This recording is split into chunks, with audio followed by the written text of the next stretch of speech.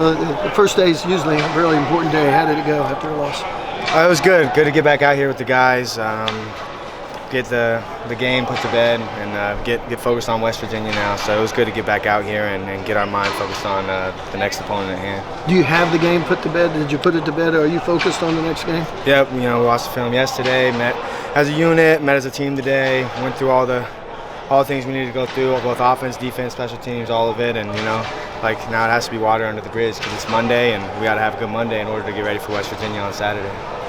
Is there a sense of reassurance we found in just coming home, playing a familiar environment again? Yeah, I mean, everyone loves playing at home.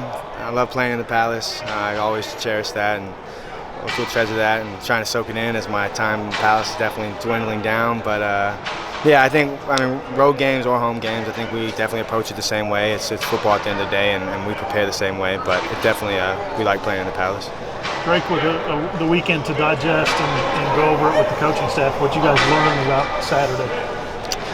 Really, just a lot of little things. I mean, you could pick out 10 to 15 plays on offense that could, you change that play and it completely changes the whole game. And just the timeliness. Timeliness has a really big effect, and Coach Venables mentioned that today when meeting with some of the seniors. Just the timeliness of some of our turnovers was really not beneficial for us, and like that, I alluded to that on Saturday when I talked to you guys about how playing complementary football is important if you want to win big football games against good opponents. And defense gets a turnover, and then we go 3 and out, or we score a touchdown, and they give up a long 75-yard touchdown drive. I mean, it's just not complement each other, and the timeliness of the mistakes it was crucial, and it hurt us in a bad way. Is there a way to fix that though?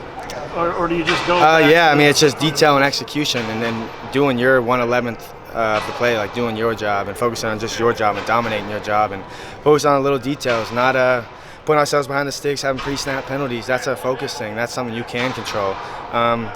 Not, say losing a snap, that's something you can control. I mean, if a guy makes a play on the other side, that's great. But, I mean, stuff that not letting Oklahoma beat Oklahoma, really. And so that's pre-snap penalties. That's, I don't know as much about defense, but, being lined up in the right place, guarding the right guy, not busting, and same thing on offense. Greg, you guys hadn't had a turnover issue until these last couple of games. Can that become sort of a mental thing that, you weren't doing it before, you felt good about it, now it's happening. Can it become a mental issue? I don't think so. I haven't felt that. I didn't feel that going into this game whatsoever. And I think all we focus on is that all that matters is the ball, and we focus on ball security all week and making good, smart decisions. And like I said, 2 of those are just unfortunate plays. And we talked through, one of the running backs getting a direct snap, and he's trying to finish the play by handing it off again, when really at that point we talked about today, you need to just take the ball, get as many yards as you can, and go down instead of trying to make a bad play worse. And then another one, so we snap it to the feet, that's really unfortunate as well. And the one downfield, like I said, guy made a play, and that's on them. But when you think about it, those are things that we can control. And so I don't think turnovers, we're not, I don't think it's affecting our mental. I think we're definitely focused on still taking care of the football. There's still a lot to play for this season, right? Of course. People want to act like there isn't. You see it a lot. Who's people? The fans, overreactionary. All right, well, that's natural, but I come in here day in and day out, spend 10 hours up here every day, and for me there's a lot left to play for, and I bust my tail year-round for this for 6 years now, so I'm not really listening to what people say. As long as you have games to play, you have something to play for. Yeah. I don't care if we're 0-8 right now. I'm playing ball because I love to play football. I love my teammates. I love my coaches. I love the University of Oklahoma. It's really that simple. I got a lot of pride for this place, so I'm going to go hard every single day and do everything I possibly can to see us win, and that's the end of it. Getting to 10 wins would be a big deal, wouldn't it? Yeah, definitely, and that's what I mean. And there's a lot left to play for. And shoot, we may not control our whole destiny right now, but you never know. College football is a crazy game, and who knows what could happen. I still feel that anything could happen. I wouldn't say, I'm not going to make predictions or anything like that, but if we take care of our job and finish the last 3 games and finish at 10-2, that's a good, promising year, and who knows where we end up after that. But, hopefully fate's on our side.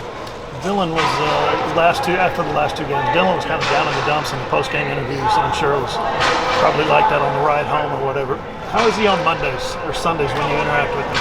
Yeah, being a quarterback and losing a game, and that's hard. And none of us like to lose at all, as competitive as we are and how much hard work we put into this. But So yeah, he took Saturday, definitely took it hard, and then Sunday, I'm sure he's still feeling. I talked to him a little bit, but then like I said, we got to flush it on Monday, and he's back to being himself and being the leader we need him to be, because guys at the end of the day, they're going to look to him, they're going to look to me, they're going to look at older guys and see how we're responding. And if we're just throwing in the towel, throwing it all away, then that's what they're going to do. But if we're saying, hey, we still got a lot left to fight for, a lot left to play for, this is how we're going to approach it, then they're just going to follow in our footsteps. And so it's important to set that example.